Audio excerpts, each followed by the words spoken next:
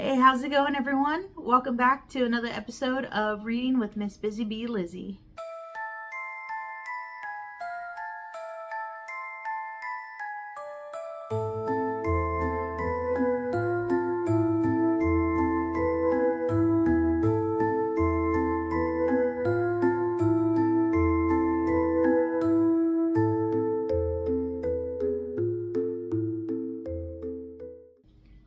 Alrighty, friends.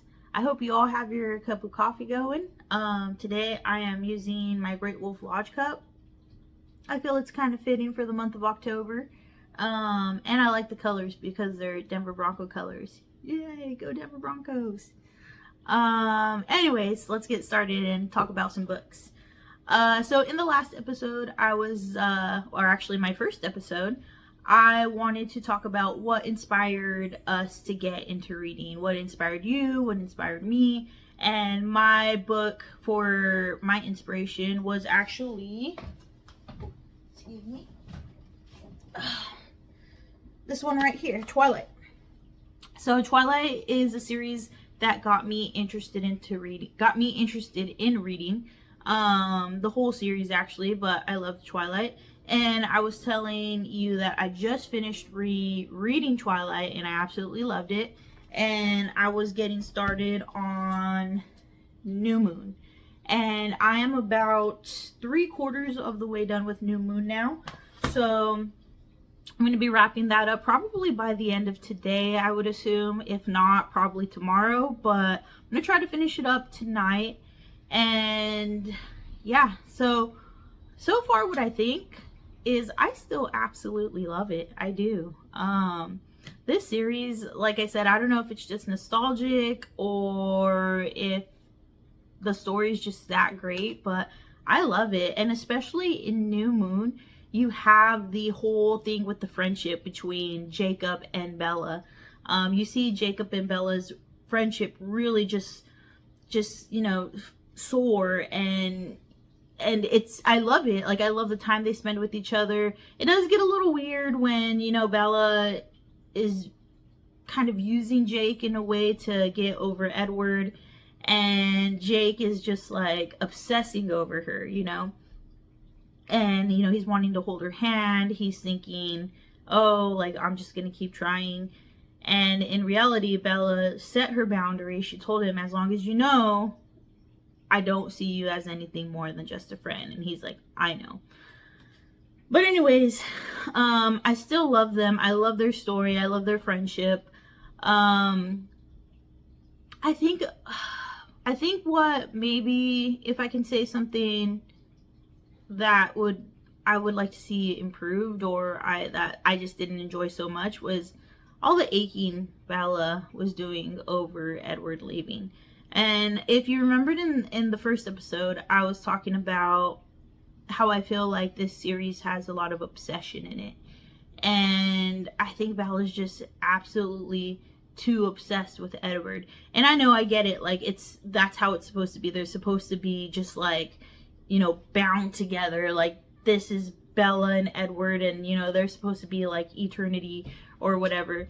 But it just, in the book, it's just a little too much. Like, she's screaming and with her night terrors, and, she's freaking Charlie out. And I get it, heartbreak is hard and it hurts, but it's just a little extreme. Other than that, like I said, I absolutely love watching Bella and Jacob really just make their friendship rock solid, and I really enjoy that. Next, I want to talk about what I am going to read for spooky season. So we are in October now. It's the very beginning of October. It's October 2nd. And I am torn between two choices. So one is a classic. It by Stephen King. But this book, this is a thick boy. This one's a thick one. We're looking at over 1,000 pages. Over 1,100 pages, actually, to be exact. I know every book is probably different depending on like font size, whatever. But this one right here is a little over 1,100 pages, so that's a little taunting. But I've never read the story. Okay, let me take it back. I've read maybe the first 30 pages of the story. This was like way back in my early 20s when I was kind of starting to get back into reading. But then again, life just kind of took over and I put it to a little stop. But I remember it being great. And I've seen the movies, I've seen the older movies, and I've seen the newer ones, and I love it. It's freaky, it's scary, and so, and Stephen King is he's just phenomenal. Like I said, one of my favorite books is The Shining, and I'm not a big horror fan. I'm not. Reading might be a little bit different because I can stop when I want to, but The Shining was just amazing. I saw the adaptation of The Shining, that was pretty amazing too. But I love the movie and I love the book, so I am really interested in reading it. So we'll see about that. Second on my list is Boy's Life.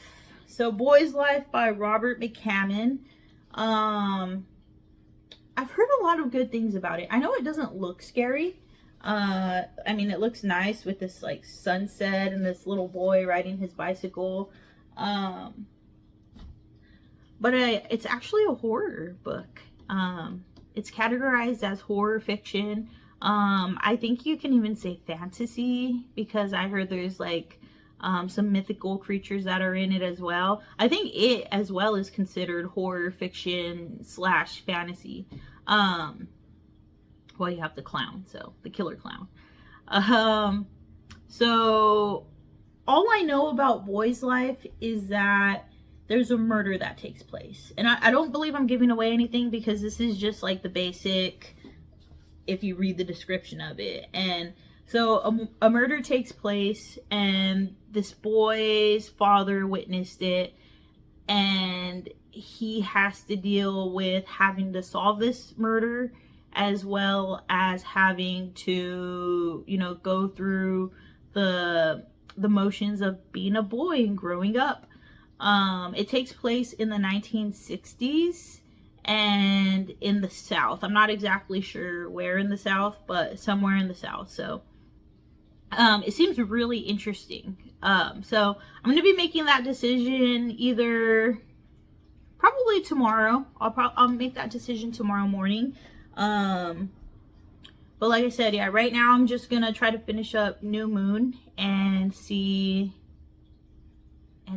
which book is calling towards me.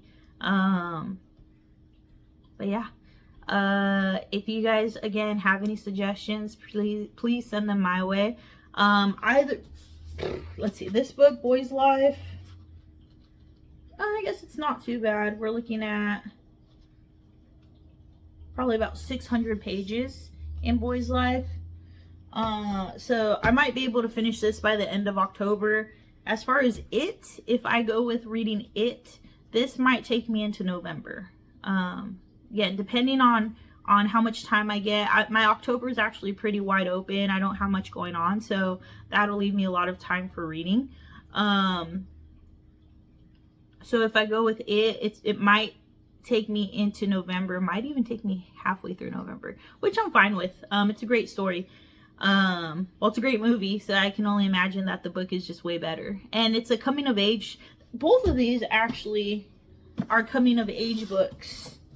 So I don't think I can really go wrong in whichever one I pick. But yeah, I'm excited. Anyways, what are you guys reading for spooky season? Drop it in the comments. Let me know. Again, thank you so much for watching, and I will see you in the next one.